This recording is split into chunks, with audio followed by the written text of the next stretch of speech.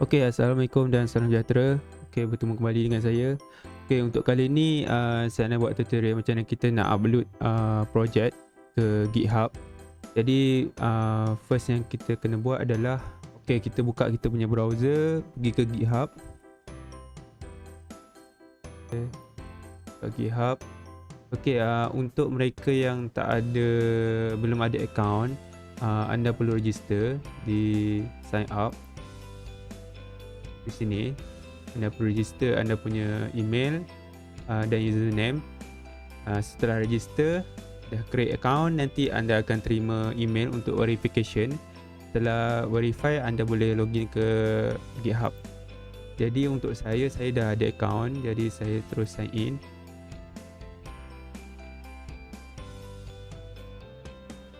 Okey, saya perlu verify dulu account saya sebab saya dah lama tak login. Okey, setelah anda berjaya login, anda akan dapat view seperti ini. Okey, di sini adalah anda punya repository, maknanya senarai projek yang pernah anda upload ke GitHub. Jadi untuk upload ke projek ke GitHub, jadi apa yang perlu anda buat, anda klik new. Okay, di sini anda kena bagi tahu nama projek tersebut, yang nama untuk repo tersebut. Kita letak nama Flutter App. Lepas tu description anda boleh letak, tapi dia optional, maknanya boleh tak letak pun tak apa.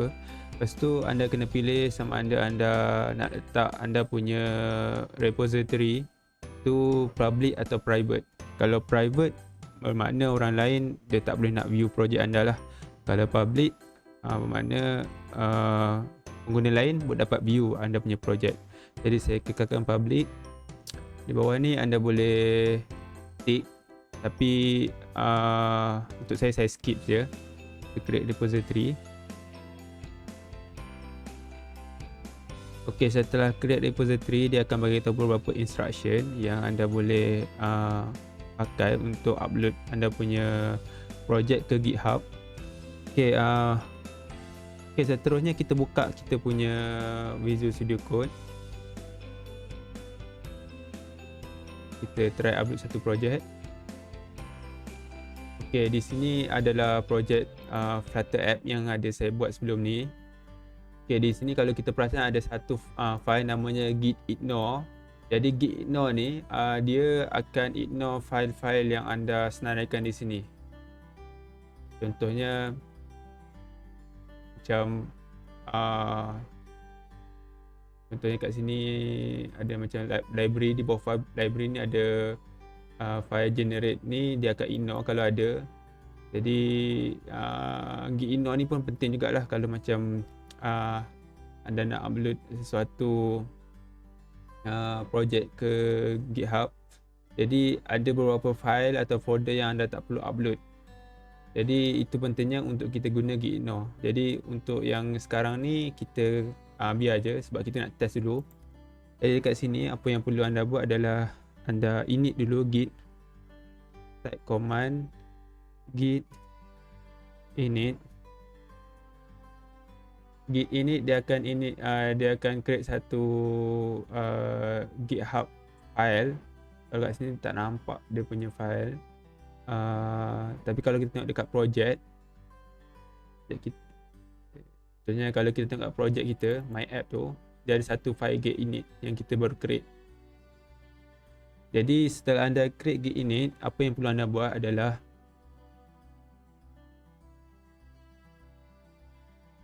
dekat sini anda ambil yang git remote app ni, copy, lepas tu paste kat sini, enter. Setelah itu anda type git status. Jadi kalau kita tengok dekat sini, status adalah semua file yang kat sini berwarna merah, maknanya file ni tak ada dekat dalam kita punya git branch dekat GitHub tu. Sebab kalau kita tengok kat sini kosong lagi, masih kosong lagi. Jadi apa yang perlu kita buat adalah kita type git add all. Jadi dia akan git add all. Jadi kalau kita type git status, dia dah bertukar menjadi warna hijau lah. Sekarang ni berwarna hijau, makna tinggal kita nak push saja. Jadi command-command dalam git ni, apa yang perlu anda buat, apa yang perlu anda ingat, apa yang perlu anda ingat adalah git init, lepas tu git status untuk anda track anda punya file sama ada dah upload belum, lepas tu git add all.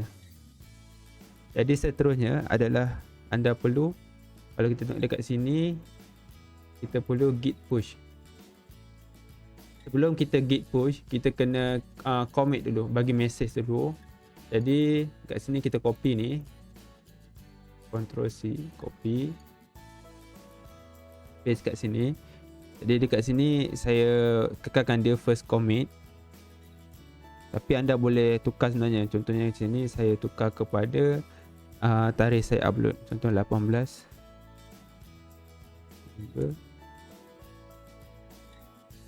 lepas tu masa contohnya pukul 18, pukul 6.31, enter.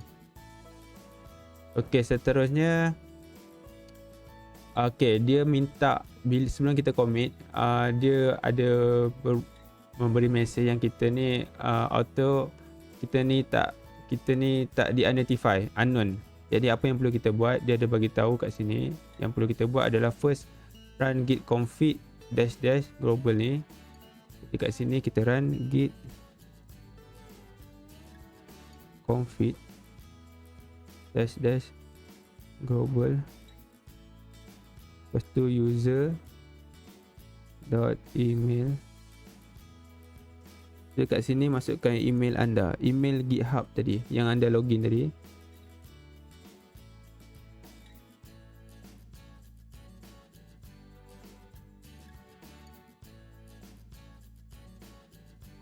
Tu enter. Lepas tu seterusnya kena masukkan anda punya username. Jadi git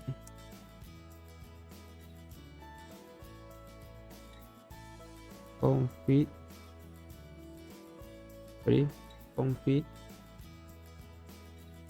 dash global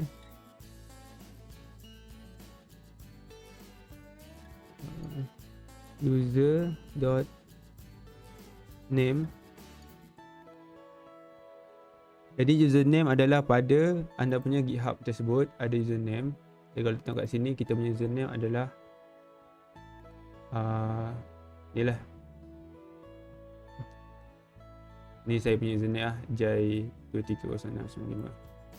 Jadi kena masukkan username ni kat sini, Jai230695.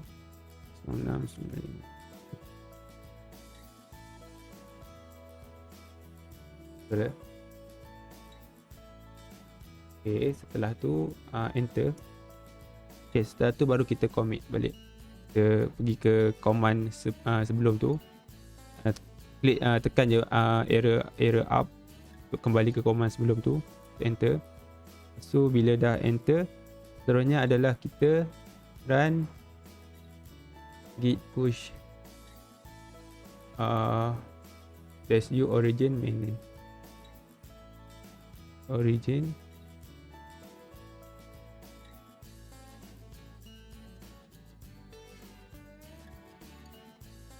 main. Okay, enter.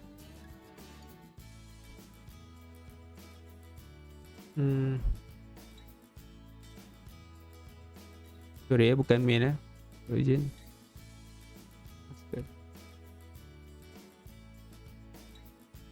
Okay, dekat sini kena sign in. So dia akan buka kat browser ni untuk sign in. Dia nak authorize. Okay, authorize. Setelah tu kita kembali balik ke kita punya Visual Studio Code. Okay, dia sedang upload. Okay, kita dah selesai upload. Jadi kalau kita tengok dekat kita punya GitHub ni, kalau kita refresh balik, kita dah ada command baru. Kita dah ada projek kita dekat GitHub. Jadi Kalau kita tengok sini, ni adalah commit message tadi yang kita masukkan tadi. Lepas tu kalau macam kita nak share, kita just ambil ni lah, copy ni, kita share dekat kawan-kawan kita yang nak guna. Ataupun sebenarnya Git repository korang ni kalau public, maknanya orang lain boleh access lah. Ok, seterusnya untuk Visual Studio Code. Bagaimana pula dengan Android Studio? Jadi Android Studio kalau nak upload, pergi ke Android Studio.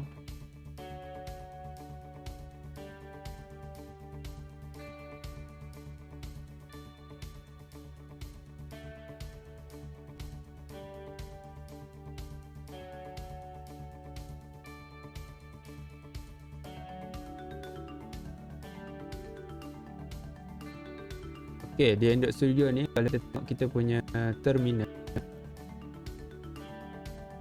ni kan, bawah ni ada bahagian terminal. Kat sini dia adalah PowerShell, bukan Git. Git punya ni lah, Git punya command. Jadi kita kena set up kita punya Android Studio untuk run terminal Git. Jadi pergi ke setting. Okay, dekat sini type je terminal. Dia akan view terminal yang bawah ni. Okay.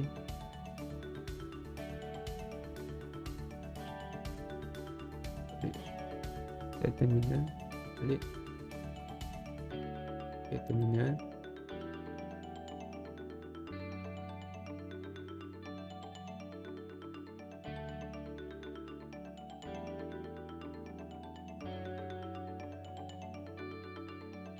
Okay, pergi ke terminal bawah ni. Lepas tu kat sini kalau kita tengok shell path ni adalah cmd. Jadi kita tukar kepada Git punya. Jadi Git bash dia install dekat program file. Jadi kita kena pergi ke program file. Lepas tu cari Git, folder Git.